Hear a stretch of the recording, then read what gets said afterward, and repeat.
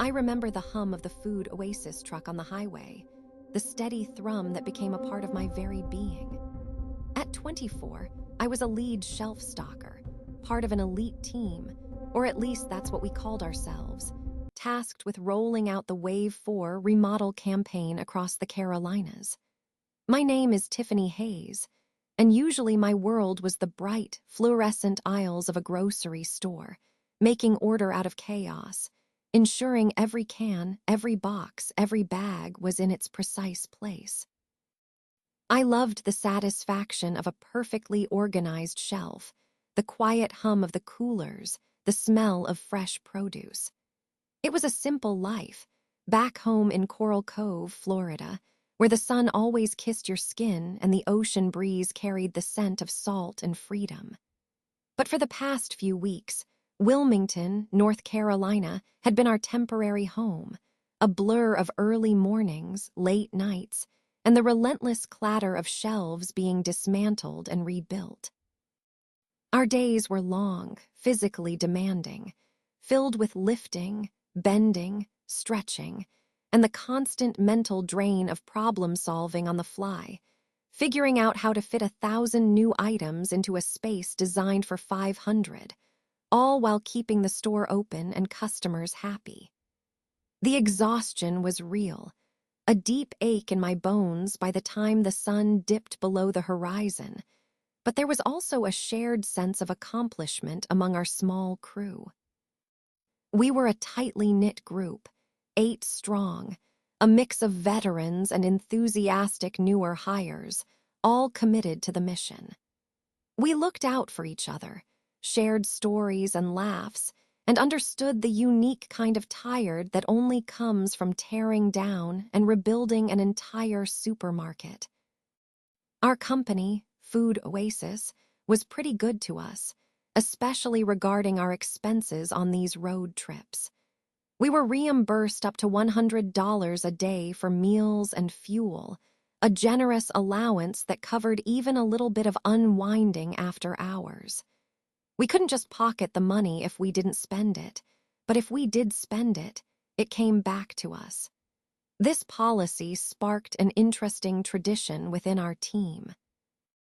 Instead of scrimping on food or just ordering water, we made it a point to eat well, truly enjoy our evenings, and then, if we hadn't hit our $100 limit with the meal, we'd make up the difference in tips.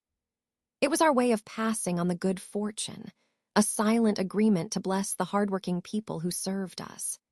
If my meal was $25, I'd often leave a $75 tip, just to hit that sweet $100 reimbursement. It felt good, knowing that our tired muscles and aching backs could translate into a little extra joy for someone else. We believed in good service, and we believed in rewarding it handsomely. This particular evening, after a particularly grueling day wrestling with an uncooperative freezer unit and a pallet of frozen pizzas that seemed determined to melt before we could stock them, we decided to treat ourselves to something a little more upscale. There was a popular, fancy restaurant and bar just a short walk from our hotel, a place with soft lighting, dark wood, and the murmur of sophisticated conversations. The kind of place where you could actually relax and forget about shelf layouts and inventory counts for a few hours. The air inside smelled of rich spices and roasted meats, a welcome change from the sterile scent of cleaning supplies and cardboard boxes. We found a large, round table by the window, the kind that naturally encouraged conversation and sharing. The menu was impressive, filled with gourmet twists on classic Southern dishes, and we all ordered something different, eager to sample the local cuisine. Our server approached our table with a slight smile, her movements a little stiff, a forced politeness in her tone. She introduced herself as Brittany.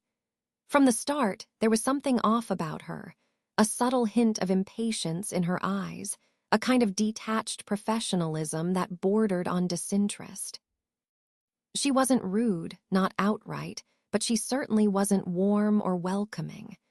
She took our orders mechanically, barely making eye contact, and then disappeared into the bustling kitchen. The food, when it arrived, was truly exceptional. Each dish was a work of art, a symphony of flavors, and we all ate with gusto, sharing bites and exclaiming over the quality.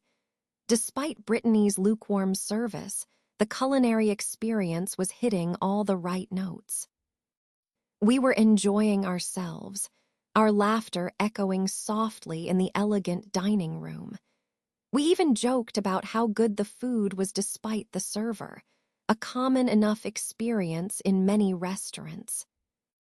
As we savored the last bites of our dessert, Brittany reappeared, not with a friendly inquiry about our meal, but with a stack of individual checks, which she unceremoniously dropped onto the table. She didn't bother to tell us whose was whose, just a quick, "Here are your checks." And then she turned on her heel and walked away, disappearing into the back. We looked at each other, a slight frown forming on my face.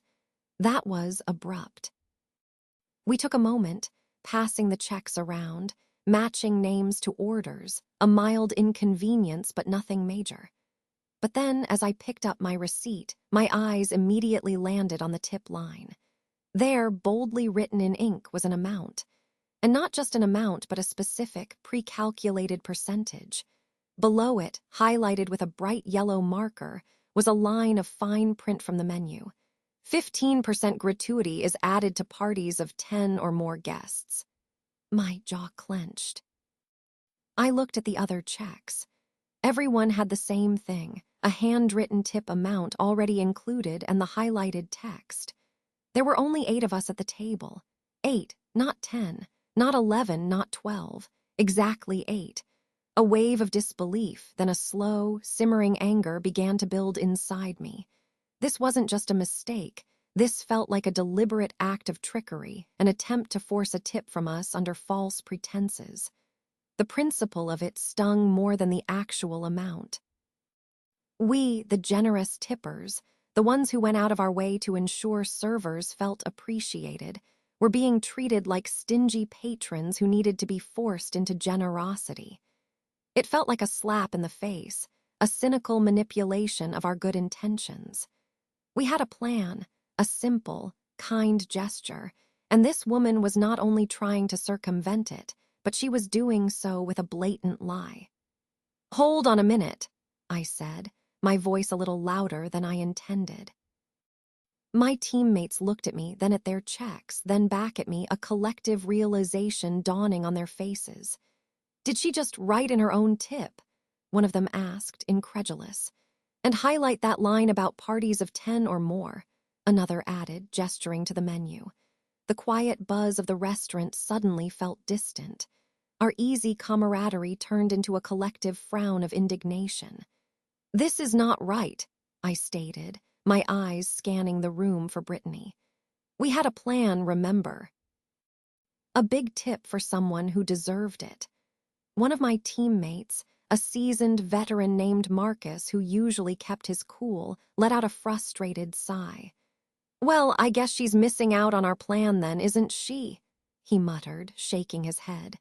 "Entitlement like this just grinds my gears." That was it. We decided as a group that we would not stand for it. This wasn't about the money anymore, it was about integrity. We wanted to talk to her, to understand her reasoning, or rather, to watch her squirm as she tried to explain away her deceit. When Brittany finally returned, carrying a tray of empty water glasses, her expression still as neutral as ever, I held up my check. "Excuse me, Brittany," I began, trying to keep my voice even, though my blood was starting to boil. "We have a question about our checks." She stopped, a flicker of annoyance crossing her face. "Yes," she asked, her tone flat. "It says here," I continued, pointing to the highlighted line, "that 15% gratuity is added for parties of 10 or more guests." I then gestured to our table, counting us aloud, slowly, deliberately. "There are 8 of us. 1, 2, 3, 4, 5, 6, 7, 8. I paused, letting the silence hang in the air. And yet, you've written in a tip on all of our receipts. She just stared at me for a moment, her eyes narrowed slightly. Then a shrug. A dismissive shrug, as if I was being utterly unreasonable. "Oh, well," she mumbled, not even bothering to offer a coherent explanation. "Just sign the receipt." And then she started to turn away again, as if the conversation was over, as if her word was law, as if we were just annoying customers to be dealt with quickly and dismissed. That was the straw that broke the camel's back.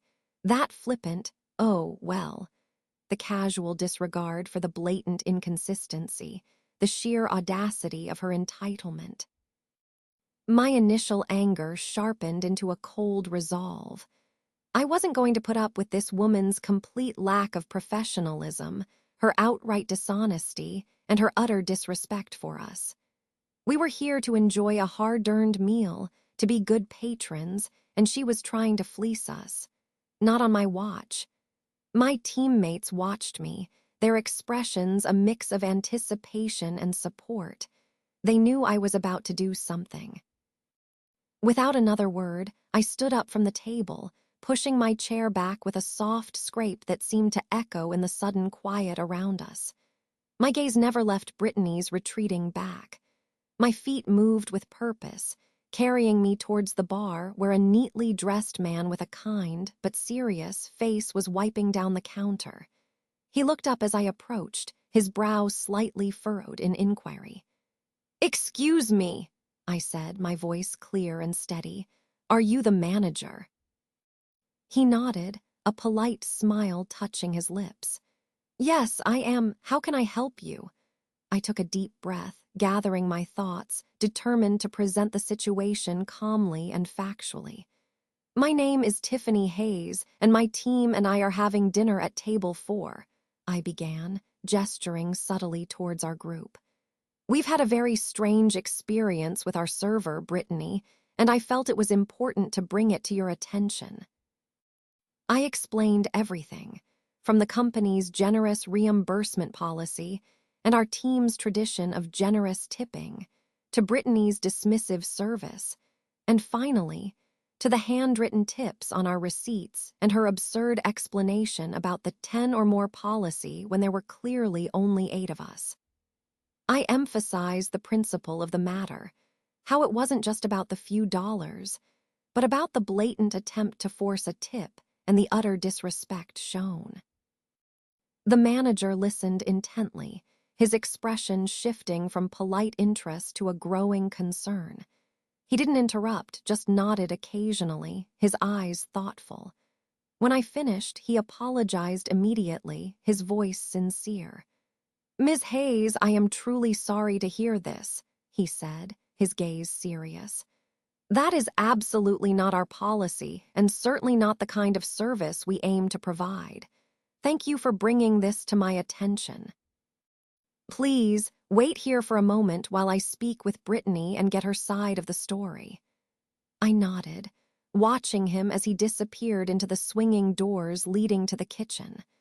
I stood at the bar, my back to my team, but I could feel their silent support, their quiet anticipation.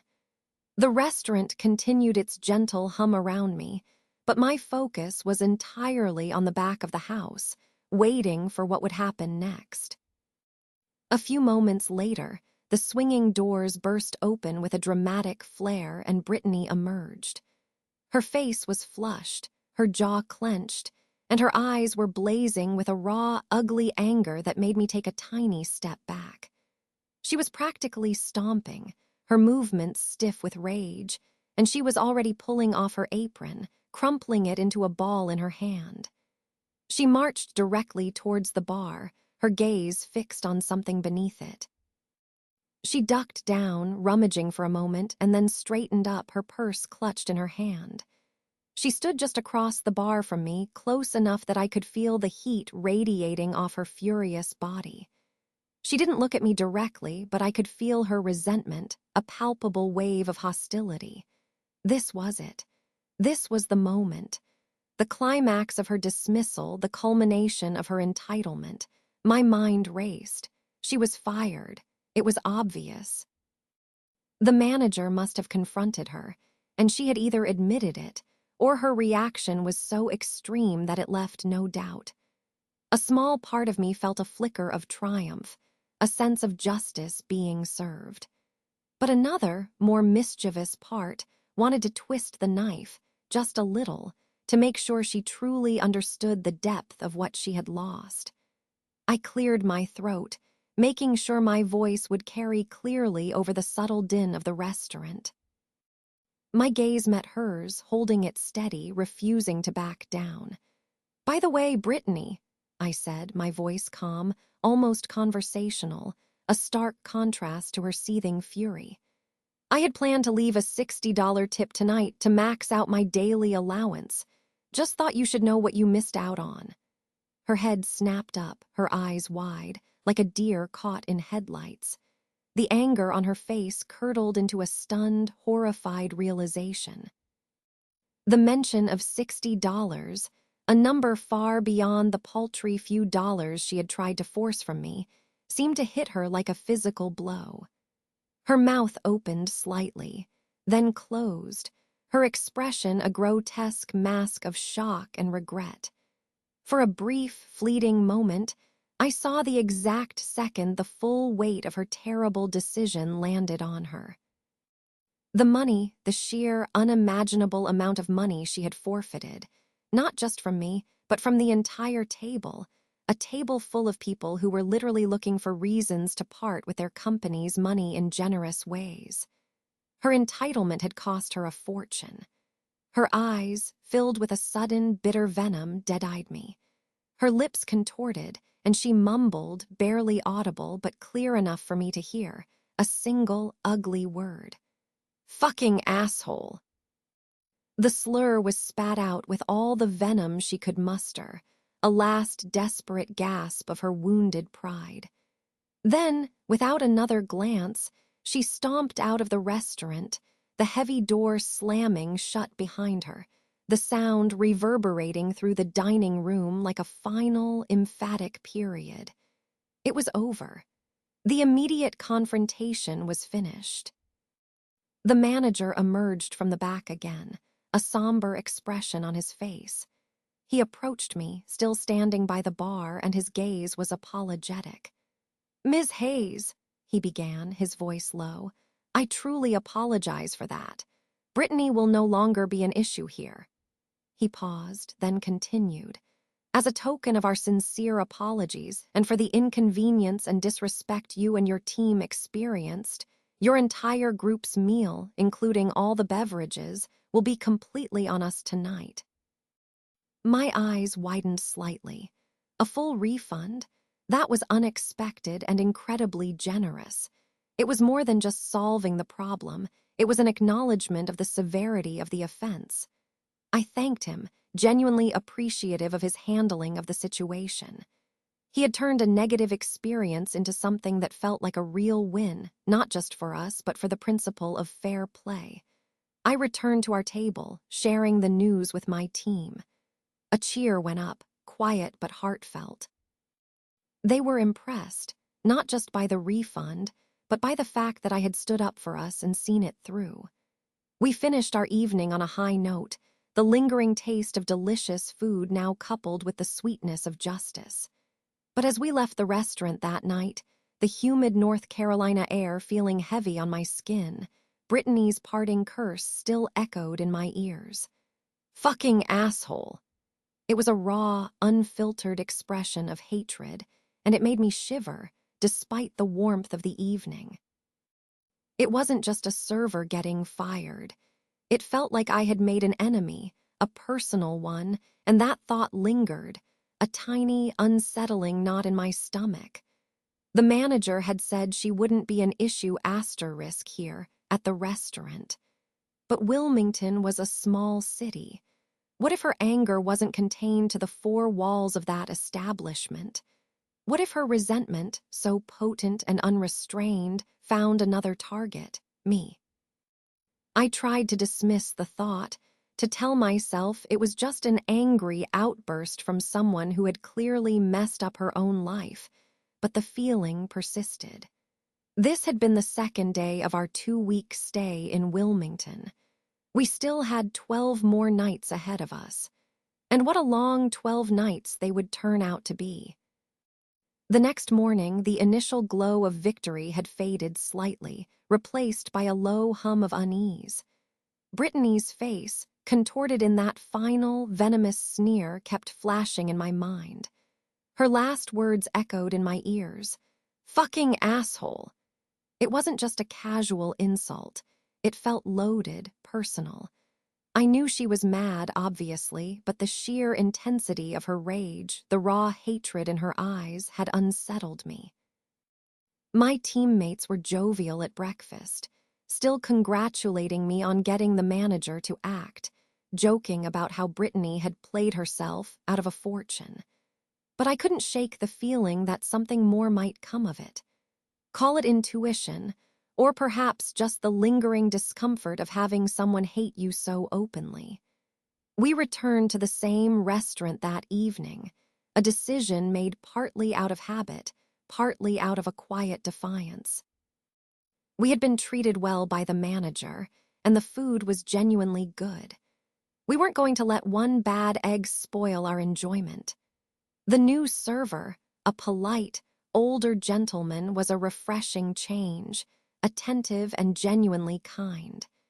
We tipped him lavishly, perhaps even more than usual, to make up for the previous night's unpleasantness and to prove our point. We rewarded good service always. As the days turned into a routine of hard work and evening meals at our favorite spot, a subtle shift began to occur. At first, it was small things. A strange glance from a hostess at another restaurant we tried one afternoon. A hushed conversation among some of the staff as we walked into a different bar. Nothing concrete, nothing I could put my finger on, but enough to make me feel watched, to make me slightly uncomfortable. Then came the emails. Anonymous, untraceable emails sent to my personal account, which was linked to my Food Oasis work profile. They were short, venomous, accusing me of being a corporate snitch, a tip robber, and warning me that what goes around comes around. They were filled with nasty slurs and thinly veiled threats, implying that my good fortune wouldn't last. I deleted them, trying to tell myself it was just some deranged person, maybe Brittany herself, lashing out from afar. But the frequency increased every day, sometimes twice a day. Each one chipped away at my composure, feeding that growing sense of dread. I didn't tell my team initially. I didn't want to worry them, and besides, what could they do? It was just words, right? Just a digital ghost. The true escalation began about a week into our stay. We were finishing up a late shift at the store, reorganizing an entire frozen food aisle that had been a disaster zone. My muscles ached, my brain was fried, and all I wanted was a hot meal and a quiet evening. As we headed to the break room to grab our bags before heading back to the hotel, I noticed something amiss on my phone. My social media accounts, which I rarely used for anything beyond keeping up with old friends, were suddenly blowing up. Messages, friend requests, and comments from strangers, all directed at me, calling me names, accusing me of terrible things. They painted a picture of me as a cruel, manipulative corporate employee who took pleasure in getting hardworking people fired, who used my company's money to destroy lives. It was an organized attack. The anonymous emails had been a prelude. Someone, clearly Brittany, had taken our confrontation and twisted it, warped it, and launched a full-scale character assassination campaign online. She had somehow found my full name and likely my company and used it to fuel a narrative of injustice. The comments were relentless, vicious, and deeply disturbing. People I'd never met were wishing me ill, telling me I deserved to lose my job, telling me I was a terrible person. It was a digital mob, and I was their target. My heart hammered in my chest. This wasn't just an angry outburst anymore. This was a deliberate, calculated campaign to ruin my reputation, maybe even my career. I felt sick to my stomach. I showed Marcus, my closest teammate, my phone. His jovial face immediately turned serious, then grim. "What the hell, Tiffany?" he muttered, scrolling through the comments, his eyes widening with each hateful message. "This is insane. She's gone full psycho." He immediately started reporting the accounts, blocking users, trying to stem the tide, but it was like trying to stop a tidal wave with a teacup. The damage was already done. The accusations, however baseless, were out there for anyone to see. The next day at work, the whispers started. Not just among our small team, but from other Food Oasis employees who were joining us for various parts of the remodel. They had heard about the incident, but the story had become twisted, distorted by Brittany's online campaign. Suddenly, I wasn't the one who had stood up for what was right. I was the villain, the one who had gotten a struggling single mother fired over a few dollars, the one who was abusing company funds. It wasn't true, of course. Brittany had no idea about our tipping policy or how much she had lost. But the narrative she had spun was far more compelling, far more emotionally charged than the dull truth. I felt a cold dread settle over me. My carefully built reputation, my professionalism, my integrity, all of it was under attack, and I felt utterly powerless to stop it. I started seeing her comments directly on my personal pages that were publicly visible. She was even messaging my friends, trying to turn them against me.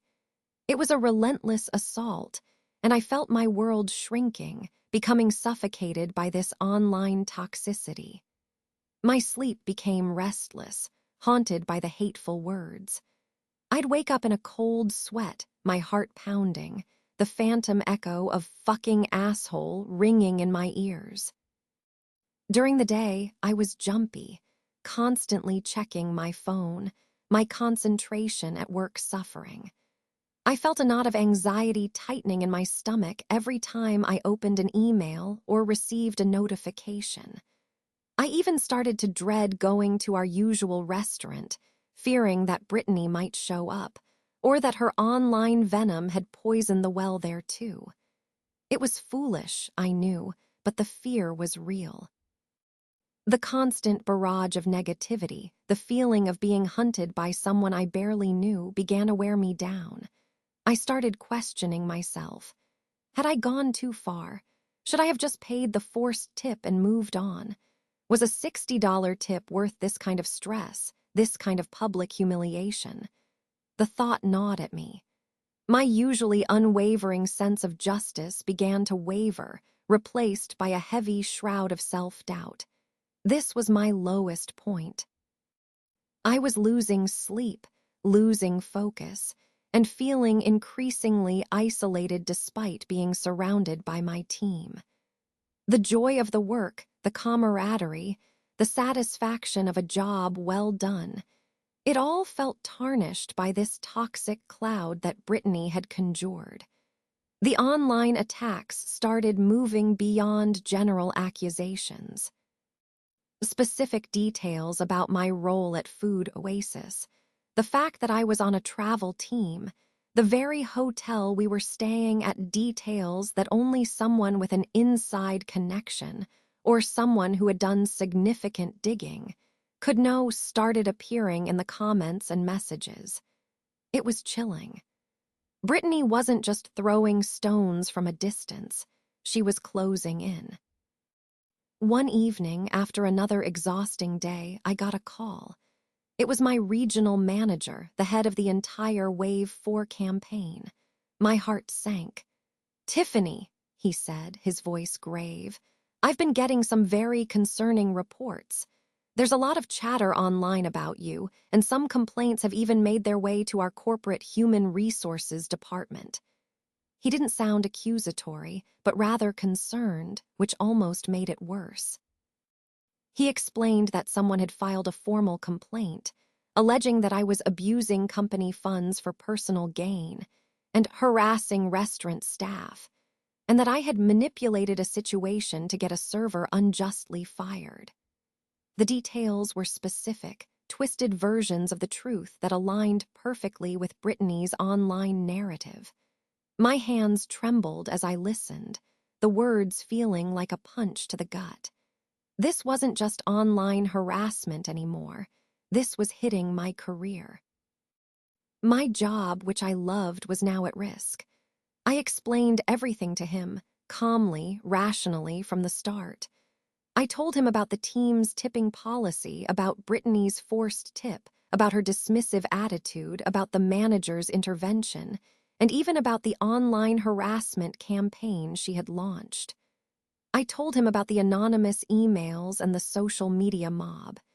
He listened, silent for a long moment. When I finished, he sighed. "Tiffany, I believe you," he said, and I felt a wave of relief wash over me. "I've known you for a long time, and your record speaks for itself. But these complaints are serious. Corporate HR is already looking into it. They're asking for proof. They want to see the receipts, the original menu policy, anything that can corroborate your story and refute these claims." He told me that for the time being, I would be put on temporary administrative leave from the travel team, effective immediately, until the investigation was complete. He reassured me it wasn't a punishment, just a procedural step. But it felt like a punishment. It felt like my world was crumbling. My passion, my career, all hanging by a thread, threatened by the vindictive rage of a single entitled server. I was instructed to stay in Wilmington, to be available for any further questions, but I was no longer part of the daily team. My job was on the line, and I felt a profound sense of isolation, a terrible certainty that all might be lost. The next few days were a blur of anxious waiting. I felt like a prisoner in my hotel room, checking my phone obsessively for updates from my regional manager, dreading every incoming email. The online harassment continued, a relentless stream of negativity, but now it felt even more potent, knowing that it had directly impacted my livelihood. My team visited me, bringing food, offering comfort, but even their presence couldn't entirely lift the heavy cloud of uncertainty that hung over me. I felt like I was drowning in a sea of baseless accusations, my reputation being dragged through the mud, and all because I had dared to stand up for what was right. I spent hours poring over my old receipts from the restaurant, digging through my work emails for any company policy documents that might back up our daily allowance and tipping practices. I even called the hotel manager, asking if he could attest to our team's regular presence and spending habits at the restaurant. It was a desperate scramble for evidence, a frantic attempt to gather anything that could prove my innocence and expose Brittany's malicious lies. The regional manager called me again, sounding more stressed this time. Corporate HR was moving quickly, and the pressure was mounting. He asked if I had any concrete evidence of Brittany's online harassment, screenshots, anything that directly linked her to the defamatory campaign. I had deleted most of the emails and hadn't thought to screenshot the social media comments, convinced they were just fleeting annoyances. Now I deeply regretted that oversight. "I wish I had," I admitted, my voice heavy with despair. "I just thought it was noise, that it would go away." He sighed, a sound of frustration. "Without direct evidence, it's a lot harder to prove malice, Tiffany. It looks like a he said, she said situation, and she's been very good at spinning her story." He told me that HR was even considering cutting short the entire Wilmington remodel, sending the team back to Florida, because of the negative publicity surrounding one of their lead employees. The thought of my team suffering, of their hard work being disrupted, because of me, twisted my stomach into knots. This was no longer just about my job. It was about the success of the entire campaign, the reputation of Food Oasis, and the well-being of my friends. Brittany's revenge had escalated far beyond a simple firing. It was threatening to dismantle everything I had worked for, and everything my team was striving to achieve. This was it. I was at the absolute bottom. My reputation was in tatters, my job on the line, and my team's mission was at risk. I lay awake that night, staring at the ceiling, the quiet hum of the hotel air conditioner doing little to soothe my racing thoughts. The fucking asshole, curse echoed, not as a taunt, but as a chilling reminder of how quickly one person's unchecked rage could destroy another's life. A cold, hard resolve settled in my chest. I had to fight back. I couldn't let Brittany win, not now, not when she was threatening to take everything from me. I needed proof. I needed to expose her, not just to clear my name, but to ensure she couldn't do this to anyone else. I started thinking, really thinking about everything that had happened. The restaurant, the manager, the exact wording of the menu, Brittany's immediate reaction.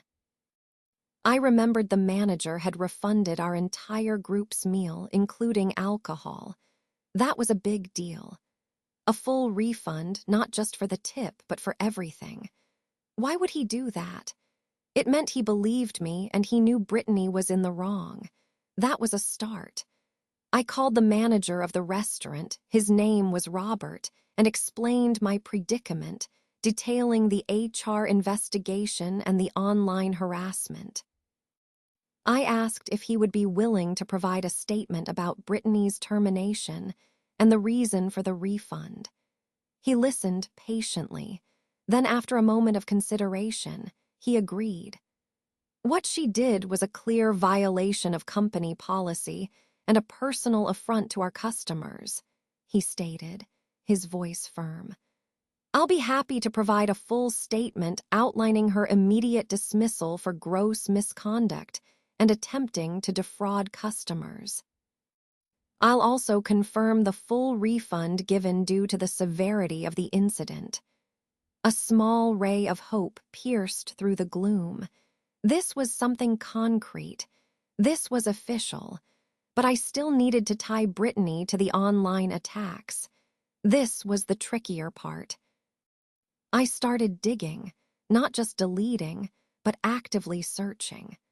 I went back through all my social media accounts, reactivating old notifications, checking every comment section on posts that mentioned me, meticulously screenshotting anything that linked Brittany to the harassment. It was slow, painstaking work, sifting through hundreds of hateful messages, but I was fueled by a burning need for justice. I found a few more recent comments that, while still anonymous, contained phrasing or specific details that sounded eerily similar to Brittany's online rants. It was circumstantial, but it was something. Then I remembered something. The restaurant. Before she stormed out, Brittany had mumbled that curse word. But before that, she had been arguing with the manager. And the manager had said he was going to get her side of the story. What if there was more to it? What if she had said something damning in her initial confrontation with him that he might recall? I called Robert again. Robert, I began, when you confronted Brittany that night, did she say anything specific, anything that might incriminate her further or give me a lead on her online activity? He paused, thinking. Well, she was certainly agitated, he recalled. She kept insisting that she deserved the tips, that customers never tip enough, and that she was sick of freeloaders. She also said something about knowing how to handle people who cross her, and that she wasn't afraid to make sure everyone knew the truth about rude customers. It was quite a rant. Did she mention anything specific about how she would do that? I pressed, my heart pounding. Social media, Reviews, Robert mused, then a light seemed to go on. You know, she did mention something about having a huge following on a local hospitality workers forum, and how she'd make sure everyone in Wilmington knew about this, and about the kind of people who tried to cheat honest servers. She was quite proud of it, actually. Said she ran the group or something. Bingo. A local hospitality workers forum. That was it. That was the link. I immediately began searching online, typing in keywords. Wilmington Hospitality Forum, Server Community Wilmington, Local Restaurant Forum. It took a while, but I found it. A private Facebook group bustling with activity centered around the Wilmington restaurant and bar scene. Its name was Coastal Service Industry Collective Wilmington Chapter. And who was listed as the primary administrator? Brittany Miller. Her maiden name, I realized, suddenly putting another piece of the puzzle into place. She must have changed her name after getting married or used a different name online. This was undoubtedly her. The group was filled with posts about difficult customers, industry gossip, and complaints about low wages. I scrolled through the recent posts, and there it was, an entire thread dedicated to me. Brittany had posted a long, rambling narrative, painting herself as the victim, a hardworking server unjustly fired by a narcissistic corporate snitch from Food Oasis, who abused company funds and lied to management to get her fired. She had embellished every detail, twisted every fact, and even posted a grainy, blurry photo of me that she must have taken that night, clearly trying to incite a mob. The comments were exactly what I had been seeing: hateful, accusatory, completely devoid of truth. But now I had the source. I spent the next few hours meticulously screenshotting everything. Brittany's initial post, the dozens of malicious comments, her own replies, where she actively encouraged the hateful rhetoric and even shared fragments of information about my company and my team's location. This was the irrefutable proof HR needed. This was direct, undeniable evidence of defamation, of harassment, of her deliberate attempt to destroy my reputation and my career. It was a digital smoking gun. Armed with Robert's official statement, detailed call logs between me and my regional manager, and hundreds of screenshots from the Coastal Service Industry Collective, Wilmington Chapter Facebook group, I felt a surge of renewed strength. I immediately forwarded everything to my regional manager, attaching the meticulously organized files and a detailed timeline of events. He called me back within minutes, his voice filled with a mixture of shock and relief. "Tiffany," he exclaimed, "this is exactly what we needed. This is damning. Thank you for putting this together." He assured me he would escalate it directly to the highest levels of corporate HR and legal. He also told me that my administrative leave was being immediately lifted, and I would be back with my team first thing the next morning. It felt like a massive weight had been lifted from my shoulders, but I wasn't finished. This wasn't just about clearing my name. It was about ensuring Brittany faced consequences for her malicious actions, consequences that went beyond just losing her job. She had tried to ruin my life, and I was going to make sure she understood the full impact of her choices. The next day, back with my team, the atmosphere was different. The whispers were gone, replaced by a quiet respect and a renewed sense of camaraderie. My regional manager had clearly taken action, communicating the findings to the higher-ups, and, I presumed, to the relevant personnel in Wilmington. I felt a surge of vindication, but I also felt a deep sense of responsibility. I had the power to truly turn the tables on Brittany, and I wasn't going to squander it. I spent the rest of the day in a flurry of activity, not just with work, but with my personal mission. I contacted a lawyer specializing in defamation cases. I provided him with all the evidence I had compiled. He reviewed it and was confident. "Ms. Hayes," he stated, "this is a clear-cut case of online defamation and harassment. With this level of evidence, we have a very strong case." He advised me to send a formal cease and desist letter to Brittany, outlining her actions and demanding the immediate removal of all defamatory content. If she failed to comply, we would proceed with legal action, seeking damages for emotional distress and potential career harm.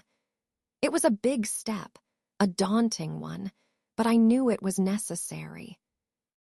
The confrontation with Brittany wasn't in person. It was a battle waged through legal documents and digital channels, a far more impactful revenge than a simple verbal exchange. The lawyer sent the cease and desist letter, certified mail, to Brittany's last known address. A few days later, my regional manager called me again. "Tiffany," he said, a note of triumph in his voice, "corporate HR has reviewed your evidence, and our legal team is fully involved. Not only is your name completely cleared, but Food Oasis is taking this very seriously. They're exploring legal action against Brittany for defamation and disruption of business operations, given how her actions affected the Wilmington remodel." My heart swelled. Food Oasis, a massive corporation, was going to stand with me against this woman. This was beyond what I had hoped for. The manager also informed me that they had reached out to the management of the restaurant where Brittany had worked. Robert, the manager, was apparently furious when he learned about Brittany's online campaign, realizing she had not only defamed me, but also his establishment. He immediately issued a public statement on the restaurant's social media channels and local news outlets, unequivocally denying Brittany's claims, confirming her dismissal for gross misconduct, and praising our team's integrity. The twist of the knife for Brittany came from an unexpected source. The Coastal Service Industry Collective, Wilmington chapter, Facebook group itself. With the legal pressure from Food Oasis and the public statement from the restaurant, the forum's other administrators, likely fearing legal repercussions themselves, quickly moved to distance themselves from Brittany. Not only did they remove her as an administrator, but they also deleted her defamatory post and all the associated comments. They then issued a public apology to me and Food Oasis, citing their commitment to a professional and ethical community. The very platform Brittany had used to launch her attack, the source of her warped sense of power, had turned against her.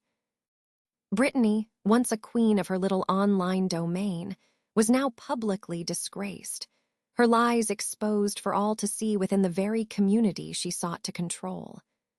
The formal cease and desist letter, backed by the might of Food Oasis's legal team, sealed her fate. She responded, not with defiance but with a whimper. Her lawyer, a small-time local attorney, contacted mine, admitting that Brittany had no legal standing and would comply with all demands. She was forced to issue a public retraction and apology to me and Food Oasis on the very social media platforms she had used to spread her lies. This wasn't just a quiet apology. It was a public humiliation, a forced admission of guilt, circulated to the very people she had incited against me. The poetic consequence was clear. Brittany, who had tried to steal money through deceit, who had tried to steal my reputation through lies, was now stripped of her own standing, her own credibility, and forced to recant her fraudulent narrative in the public eye. Her entitlement, her belief that she could manipulate and deceive without consequence, had led to her complete and utter downfall. She had thought she was taking back control, teaching me a lesson, but instead she had taught herself a far harsher one. The rest of our 2-week remodel in Wilmington concluded without a hitch. The cloud that had hung over me dispersed entirely, replaced by a sense of vindication and triumph. My team was incredibly supportive, and even the broader Food Oasis community heard about the incident and how it had been resolved, solidifying my reputation as someone who stood for integrity and fairness, even when faced with adversity. Back home in Coral Cove, Florida, the sunshine felt warmer, the ocean breeze more refreshing. I was back in my element, back to the familiar hum of the grocery store, but I was different, stronger, more resilient. The experience had taught me that standing up for what's right, even when it's terrifying and difficult, is always worth it. It also taught me the power of documentation, of keeping records, and of finding the right allies when you're under attack. My personal life felt calmer too. The anonymous emails stopped. The social media harassment ceased. Brittany had vanished from the online world, a ghost of her former hateful self. The restaurant manager, Robert, even sent me a personal email, thanking me for bringing the truth to light and telling me that the restaurant had seen an increase in business and positive reviews since the incident, largely due to their swift and transparent handling of the situation. It seemed that integrity, after all, was good for business. Life returned to its normal rhythm, a rhythm I appreciated more than ever. The scent of salt and freedom from the Coral Cove air filled my lungs with a renewed sense of peace. I was still a lead shelf stalker, still part of the Food Oasis remodel team, but I had a newfound confidence, a quiet strength that hummed beneath the surface. I knew I could handle challenges, that I could face down malice and come out stronger. And then, one day, about 6 months after the Wilmington incident, an envelope arrived in the mail. It was a formal letter, on official letterhead from a large national restaurant group. I recognized the logo instantly. It was the parent company of the restaurant in Wilmington. Inside, a formal job offer. They were looking for someone to lead their new customer experience and employee relations department, a newly created role aimed at ensuring high standards of service and fair treatment for both customers and staff across all their establishments.